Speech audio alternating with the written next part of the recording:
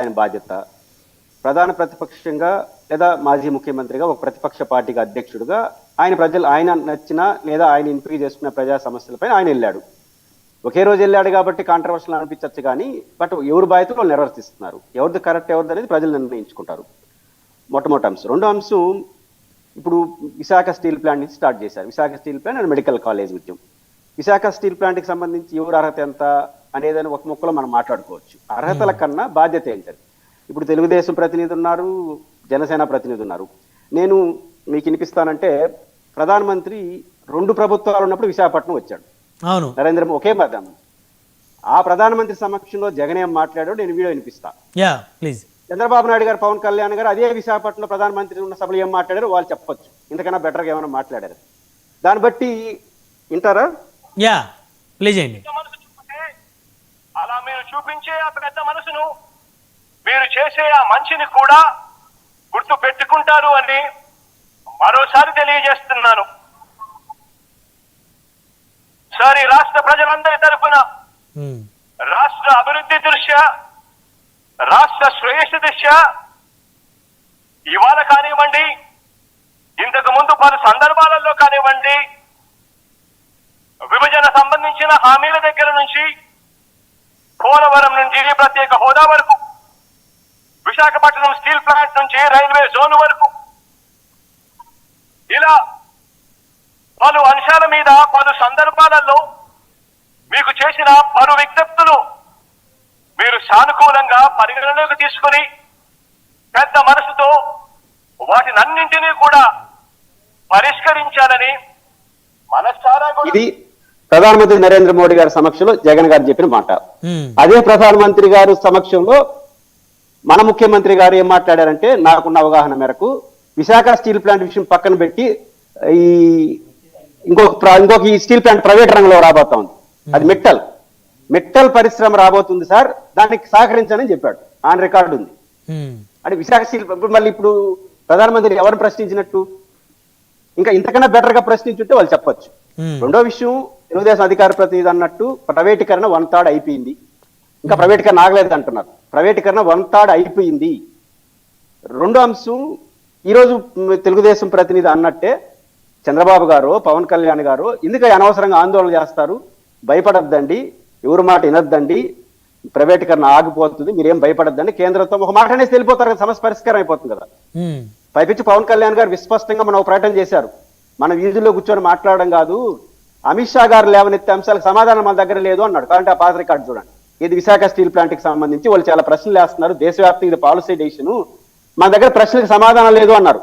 అంటే పాయింట్ ఏంటంటే, ఈ రోజు తెలుగుదేశం అయినా జనసేన అయినా కోటి గమనంలో పెట్టుకోవాలి, అది లాభాలు వచ్చినా నష్టాలు వచ్చినా మన చేతిలో కాదు, అది కేంద్ర ప్రభుత్వ సంస్థ.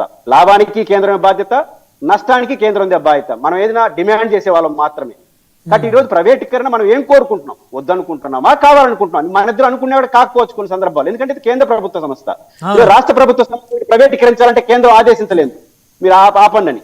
ఎవరు రూల్ వాళ్ళది. రాష్ట్ర ప్రభుత్వాలు చేయాల్సింది మీ వంతు సహాయం. వద్దనుకుంటున్నారా కావాలనుకుంటున్నారా? జగన్మోహన్ రెడ్డి గారు అధికారంలో ఉన్నప్పుడు ఒక 3 ప్రకటనలు చేస్తున్నాడు. ఒకటి, ప్రధానమంత్రి సమక్షంలో మాట్లాడినాడు, రాష్ట్ర వ్యాప్తంగా బంద్కు పిలిపిస్తే ఆ బంద్కు ప్రభుత్వం సంఘీభావం చెప్పింది. వైసీపీ ఉన్నప్పుడు వాళ్ళ బంధువు పిలిపిస్తే వామపక్షాలు అందరూ కలిసి మనం సపోర్ట్ చేస్తున్నావా లేదా వాళ్ళు చూసుకోవాలి. రెండోది, Visakha steel plant policy decision కేంద్రం తీసుకునింది, మీరు వద్దనుకుంటున్నారా కావాలనుకో, మీరు ఏమనంటే కార్మికులకు అండగా నిలబడరు తప్ప మీరు నిర్ణయించేవాళ్ళు కాదు. వైసీపీ నిర్ణయించలేదు, జనసేన నిర్ణయించలేదు, తెలుగుదేశం నిర్ణయించలేదు, కేంద్ర ప్రభుత్వం. అది మీ వైఖరి ఏంటి, అది ఇంపార్టెంట్. ఒక నైతిక మద్దతు కార్మికులకు ఇస్తున్నావా లేదని వాళ్ళు చెప్పాలి. వాళ్ళు ఇచ్చిన దాని వల్ల ఉపయోగం ఏమో సార్? స్టీల్ ప్లాంట్ ప్రైవేటీకరణ ఆగుతుందా? 3 పార్టీలు కలిసి ఫైట్ చేస్తే, ఇప్పుడు మన ఉపరాష్ట్రపతి ఎన్నికల్లో 3 పార్టీలు కలిసి మరి బీజేపీ బలపరిచినటువంటి అభ్యర్థికి మద్దతు ఇచ్చారు. మరి ఆ విధంగా ప్రజా సమస్యల కోసం 3 పార్టీలు కలిసి ఎందుకు ఫైట్ చేయకూడదు? కలిసి పని చేయొచ్చు, విడివిడిగా పని. ఇప్పుడు జగన్ గారు మద్దతు అన్నారు, తెలుగుదేశం మద్దతు ఇవ్వచ్చు, జనసేన మద్దతు ఇవ్వచ్చు. ముగ్గురు ఒక పార్టీలు కాదు కాబట్టి కలవలేకపోవచ్చు. విడివిడిగా ఉంటారా కలివిడిగా ఉంటారా వాళ్ళ పార్టీ ఇష్టం. స్టాండ్ కార్మికులకు అండగా మేము ఉంటామని జగన్ అన్నాడు. నిజాయితీ గురించి పక్కన పెడదాం. మీరు కూడా అండగా ఉంటే ప్రైవేట్గానే వ్యతిరేకిస్తానంటే ఒక అష్యూరెన్స్ ఇస్తే సరిపోతుంది. అంతకుమించి రాష్ట్ర పార్టీలు ఏమీ చేయలేవు. ఇది మొదటి అంశం. ఇప్పుడు సుధాకర్ గారి విషయం తెచ్చుకొస్తాను. మెడికల్ కాలేజీ పర్యటనకి ఆయన వెళ్ళాడు. అలా వెళ్ళిన ఆయన డాక్టర్ సుధాకర్ గారికి ఆ పేరు ఎవరు ఫ్లెక్సీలు పెట్టారో తెలియదు కానీ మొత్తం మీద ఎవరు ఓన్ చేసుకోలేదు కానీ మనం చెప్పలేము. జగన్ ఎవర్ అగైన్ మాస్క్ ఇవ్వలేక హత్యలు చేసేవాళ్ళు అని చెప్పేసి రాసుకొని వచ్చారు. అయితే తెలుగుదేశం పార్టీ మేము పెట్టామని చెప్పకపోయినా సుధాకర్ గారి విషయానికి జగన్ గారి బాధ్యత వహించాలని వైఎస్ఆర్సీపీ నెవర్ అగైన్ అని టైటిల్ పెట్టారు. నో ప్రాబ్లం, నాకేం అభ్యంతరం లేదు. నా పాయింట్ ఏంటంటే సిబిఐ దర్యాప్తు కావాలని ఎవరు కోరుకున్నారు? జగన్మోహన్ రెడ్డి గారి ప్రభుత్వ హత్య అని ఆ రోజు జనసేన, తెలుగుదేశం, బీజేపీ అందరూ ఆందోళన చేశారు. వాళ్ళ ఆందోళన ఫలితంగా అది సిబిఐకి ఇచ్చారు. ఓకే, జగన్మోహన్ రెడ్డి గారి కారణం అనుకుంటాను, వాళ్ళని పక్కన పెడదాం. మనం అధికారంకి వచ్చి ఇప్పుడు 16 నెలలు అయింది. సిబిఐ విచారణ పూర్తి ఇప్పుడు 2 ఏళ్ళు అయింది. ఒకసారి రాష్ట్ర ప్రభుత్వం హైకోర్టును అడిగి ఆల్రెడీ సిబిఐ రిపోర్ట్ పూర్తయింది కదా, ఆ నివేదిక ఇస్తే మొత్తం బాధ్యులందరినీ ఒకసారి శిక్షించేవచ్చుగా. సిబిఐ రిపోర్టు ఇచ్చేసి 2023 డిసెంబర్కి సిబిఐ రిపోర్ట్ రివైర్ చేసి హైకోర్టుకి ఇచ్చేసింది. ఏది సుధాకర్ గారి మరణం పైన సిబిఐ రిపోర్ట్ ఇచ్చేసింది హైకోర్టుకి. వైసీపీ వాళ్ళు బాధ్యులు కాబట్టి వాళ్ళు అడగరు. మీరు డిమాండ్ చేస్తారు కదా వైసీపీ అని. ఇప్పుడు హైకోర్టుకు ఒక విజ్ఞప్తి చేసి ఆ సిబిఐ రిపోర్ట్ తీసుకొని బాధ్యులను శిక్షించండి.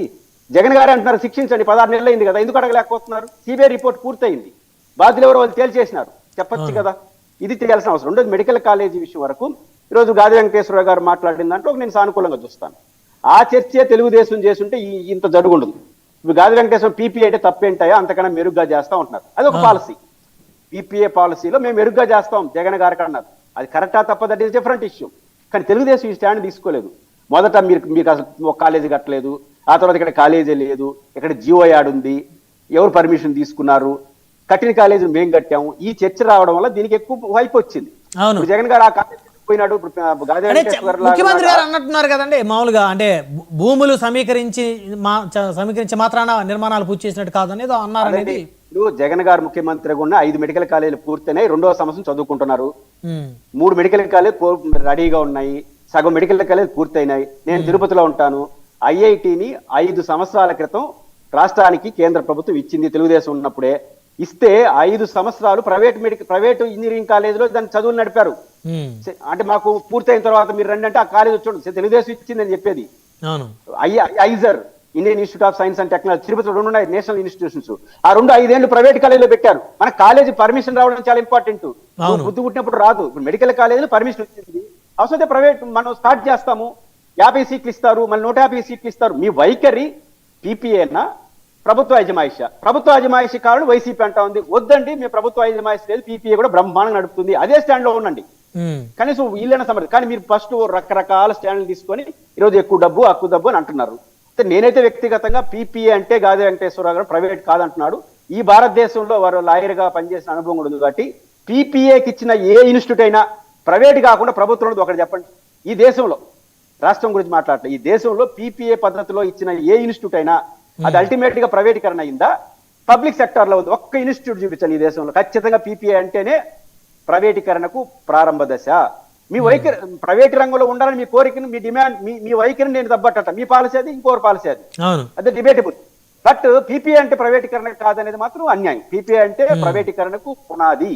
ఈ దేశంలో ఒకటి కూడా పీపీఏకి ఇచ్చిన తర్వాత ప్రభుత్వ రంగంలో మిగలలేదు. సో ఇప్పుడు పీపీఏకి ఇచ్చిన తర్వాత మెడికల్ కాలేజ్ సంబంధించి ఇప్పుడు పేద విద్యార్థులకి న్యాయం జరగదంటారా మీరు? ఇక్కడ 2 ఉన్నాయి బ్రహ్మనాయుడు. ఎందుకు ప్రైవేటీకరణ ఇవ్వాలనుకుంటున్నాడు? చంద్రబాబు గారు చెప్పిన ప్రకారం ఇంకా 8,000 కోట్ల రూపాయలు మనకు ఖర్చు చేయాల్సిన అవసరం ఉంది. దాంతో పాటు ఇంకో 1,500 కోట్లు పర్ ఇయర్ మెడికల్ కాలేజ్ నిర్వహణ ఖర్చు పెట్టాల్సి ఉంది. అంత భారం మోసే పరిస్థితిలో ప్రభుత్వం లేదు కాబట్టి పబ్లిక్ ప్రైవేట్ పార్ట్నర్షిప్ తీసుకుంటున్నాం అని చెప్పారు. ఇది ప్రభుత్వం చెప్తున్న వాదన ప్రారంభంలో. నా పాయింట్ ఏంటంటే మెడికల్ కాలేజీలు ప్రైవేట్ రంగంలోకి వెళ్తే, మీరు ఈ రాష్ట్రంలో మెడికల్ ప్రైవేట్ కాలేజ్ లేదా? నారాయణ మెడికల్ కాలేజీలు ఉన్నాయి, అపోలో మెడికల్ మా చిత్తూరు జిల్లాలో ఉంది, నంబర్ ఆఫ్ మెడికల్ కాలేజీలు ఆంధ్రప్రదేశ్ లో ఉన్నాయి, నంబర్ ఆఫ్ మెడికల్ కాలేజ్ ప్రభుత్వ రంగంలో ఉన్నాయి. రెండింటిలో చూడండి ఒకసారి. దాంట్లో ఎట్ట ట్రీట్మెంట్ ఉన్నాయి, దీంట్లో ఎట్ట ట్రీట్మెంట్ ఉన్నాయి. ఖచ్చితంగా ప్రైవేట్ రంగంలోకి వెళ్తే సీట్లు మాత్రం మీరు చూస్తున్నారు. వైద్యం కూడా చాలా ప్రమాదకరం అవుతుంది. అమెరికా లాంటి, బ్రిటన్ లాంటి దేశాలు వెనక్కి వస్తున్నాయి ప్రైవేట్ రంగం నుంచి ప్రాథమిక వైద్యానికి. బ్రిటన్ పెట్టుబడిదారి దేశం, అమెరికా పెట్టుబడి గుణపాఠాల్లో కరోనా లాంటి వచ్చినప్పుడు చెతికిలు పడిపోయినాయి.